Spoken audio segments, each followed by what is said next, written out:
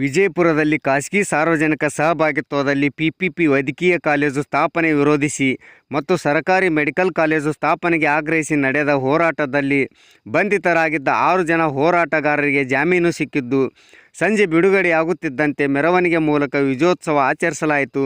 ಘಟನೆ ಹಿನ್ನೆಲೆ ಖಾಸಗಿ ಸಾರ್ವಜನಿಕ ಸಹಭಾಗಿತ್ವದಲ್ಲಿ ಪಿಪಿಪಿ ವೈದ್ಯಕೀಯ ಕಾಲೇಜು ಸ್ಥಾಪನೆ ವಿರೋಧಿಸಿ ಮತ್ತು ಸರ್ಕಾರಿ ವೈದ್ಯಕೀಯ ಕಾಲೇಜು ಸ್ಥಾಪನೆಗೆ ಆಗ್ರಹಿಸಿ ನಡೆಯುತ್ತಿದ್ದ ಹೋರಾಟದಲ್ಲಿ ಜನವರಿ 1ರಂದು ವಿಜಯಪುರ ಜಿಲ್ಲಾ ಉಸ್ತುವಾರಿ ಸಚಿವ MB ಪಾಟೀಲ್ ಅವರ ಮನೆಗೆ ಮುತ್ತಿಗೆ ಹಾಕಲು ಯತ್ನಿಸಿದಾಗ ನಡೆದ ತಳ್ಳಾಟದಲ್ಲಿ ಪೊಲೀಸರ ಮೇಲೆ ಹಲ್ಲೆ ಮಾಡಿದ ಆರೋಪದಡಿ ಹುಣಸ್ಯಾಳದ ಪೂಜ್ಯ ಶ್ರೀ ಸಂಗನಬಸವ ಸ್ವಾಮೀಜಿಯವರ ರೈತ ಮುಖಂಡರಾದ ಅರವಿಂದ ಕುಲಕರ್ಣಿ, ಬಿ ಭಗವಾನ್ ರೆಡ್ಡಿ, ಬೋಗೆ ಸೊಲ್ಲಾಪುರ್, ಸಿದ್ದರಾಮಯ್ಯ ಹಳ್ಳೂರ್, ಅನಿಲ್ ಹೊಸಮನಿ ಬಂಧಿತರಾಗಿ ಜೈಲು ಪಾಲಾಗಿದ್ದರು.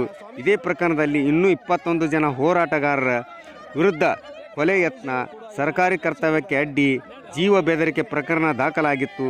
ಹೋರಾಟಗಾರರ ವಿರುದ್ಧ ಸುಳ್ಳು ಪ್ರಕರಣ ದಾಖಲಿಸಿದ ಜಿಲ್ಲಾ ಪೊಲೀಸ್ ಹಾಗೂ ಸರ್ಕಾರದ ವಿರುದ್ಧ ವ್ಯಾಪಕ ವಿರೋಧ, ಟೀಕೆ ವ್ಯಕ್ತವಾಗಿತ್ತು.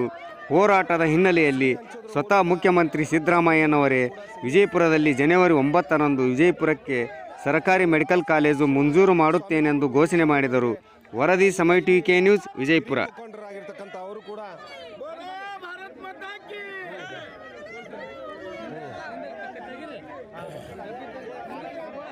ಬರ್ರಿ ಬರ್ರಿ ಬರ್ರಿ ಬರ್ರಿ ಬರ್ರಿ ಬರ್ರಿ ಮುಂದೆ ಬರ್ರಿ, ಹಂಗೆ ಬರ್ರಿ.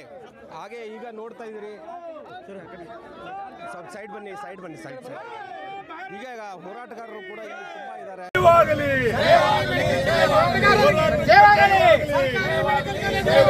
ಇನ್ಕಿಲಾಬ್ ಜಿಂದಾಬಾದ್, ಜಿಂದಾಬಾದ್ ಜಿಂದಾಬಾದ್, ಇನ್ಕಿಲಾಬ್ ಜಿಂದಾಬಾದ್, ಜಿಂದಾಬಾದ್ ಜಿಂದಾಬಾದ್, ಇನ್ಕಿಲಾಬ್ ಜಿಂದಾಬಾದ್, ಜಿಂದಾಬಾದ್ ಜಿंदाबाद। कोशिश करने वाला की कभी हार नहीं होती, कदम कदम पर जीत कर हम जय जयकार करेंगे, जय जयकार करेंगे। बाला सर, हाँ